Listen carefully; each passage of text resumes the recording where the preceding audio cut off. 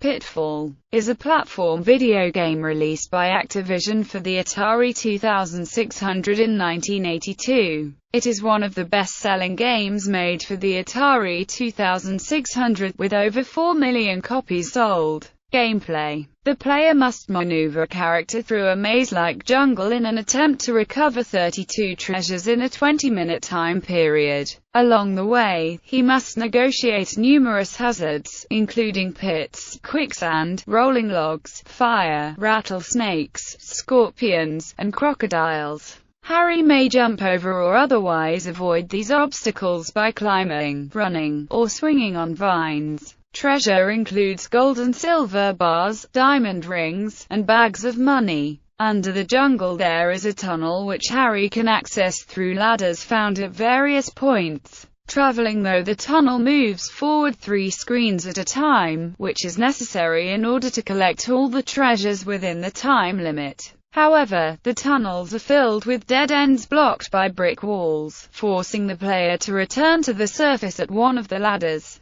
and try to find a way around again, thus wasting time. The tunnels also contain scorpions, which can harm Harry. Scoring: the player starts with 2,000 points and has 3 lives to complete the course within the 20-minute time limit.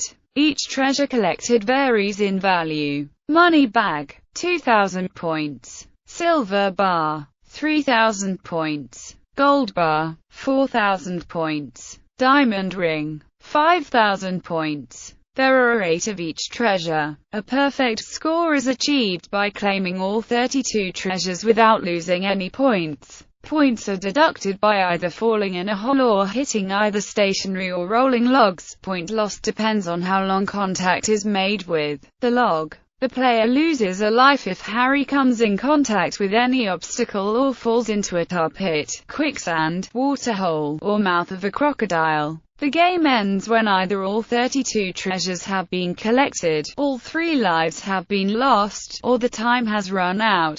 When Pitfall was originally sold, anyone who scored above 20,000 points could send Activision a picture of his or her television screen to receive a Pitfall Harry Explorer Club patch. History and development: Pitfall was created by David Crane, a programmer who worked for Activision in the early 1980s. In a November 2003 interview with Edge, he described how in 1979 he had developed the technology to display a realistic running man and in 1982 was searching for a suitable game in which to use it.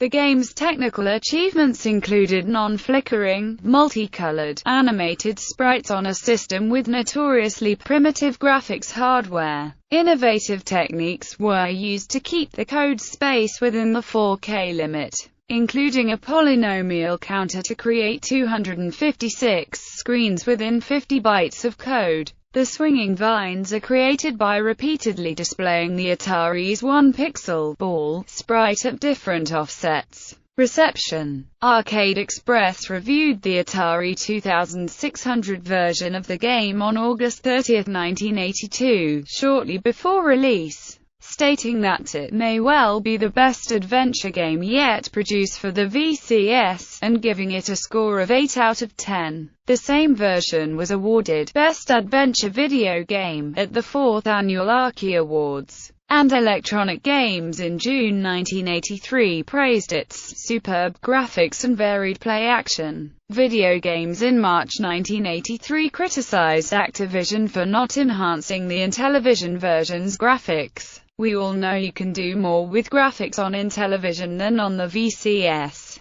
So why no improvements in Pitfall?" Release: Pitfall was the #1 video game on Billboard for 64 weeks in a row. Several ports were made for computer systems, such as the MSX, Commodore 64, Atari 800, and TRS-80 color computer, as well as for home consoles, such as ColecoVision and Intellivision. Sequels and ports: Crane produced an Atari 2600 sequel, Pitfall 2: Lost Caverns, in 1983. The Pitfall series appeared on the Nintendo Entertainment System in November 1987, in the form of Super Pitfall, which is a reworking of Pitfall 2: Lost Caverns. In 1985, Activision licensed Pitfall to Sega, who made an arcade version of Lost Caverns. The game was thoroughly remade, with the first level resembling the original Pitfall, a second level resembling the caverns of Pitfall 2, and later levels that were completely original. This version was adapted for the SG-1000. Pitfall was produced for the Commodore 64 and Apple II home computers using Gary Kitchen's GameMaker,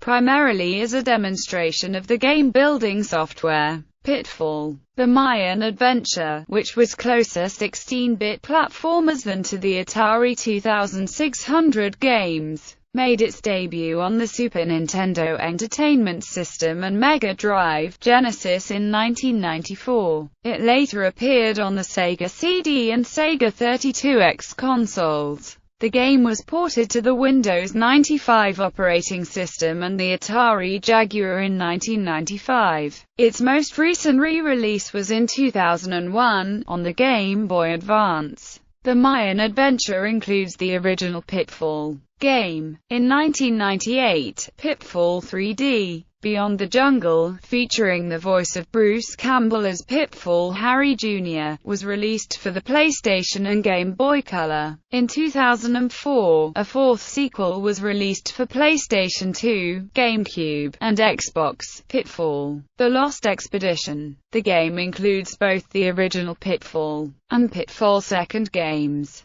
A port of The Lost Expedition, Pitfall: The Big Adventure, was released for the Wii on September 23, 2008. In May 2010, Pitfall was released on Microsoft's Game Room service for its Xbox 360 console and for Windows-based PCs. It was also ported as both a Game Room and Xbox Live title on Windows Phone in February 2011. On August 9, 2012, Activision released Pitfall for iOS, on the iPhone, iPad, and iPod Touch. On December 21, Activision released Pitfall for Android as a free app. This version of the game departed from the 2D graphics seen in the original, and instead used 3D graphics. Gameplay was also altered. The game was an endless runner in the style of Temple Run. Legacy: Pitfall is seen as an important early game in the side-scrolling platforming genre. Although it did not scroll, it had all the features of such games, such as the ability to travel up and down on multiple levels of play. The game was also much longer than other Atari 2600 games of its time, which typically lasted only a few minutes. This was due to the majority of such games being ports of arcade games, where short playtime encouraged players to spend more money. The 20-minute time limit was unprecedented, and marked an important point of transition between the arcade and home video game markets. Popular culture: In 1983, Pitfall made its animated television debut as a segment on CBS Saturday Supercade cartoon lineup, under the name Pitfall Harry. The basic plot line involved Harry, his niece Rhonda, and his cowardly mountain lion Quick-Claw exploring various locations for hidden treasure. After only one season, Pitfall Harry, Frogger, and Donkey Kong Jr. were replaced by Kangaroo and Space Ace. The series has never officially been released on DVD or VHS. In the South Park episode, Red Hot Catholic Love, Father Maxie searches for the holy document of Vatican law, in order to have the law changed so that priests can be allowed to have sex with women. The final portion of him trying to find a holy document has him go through an area similar to the gameplay of Pitfall. In Wreck-It Ralph, Pitfall was among the video games seen at Litwak's Family Fun Center and Arcade.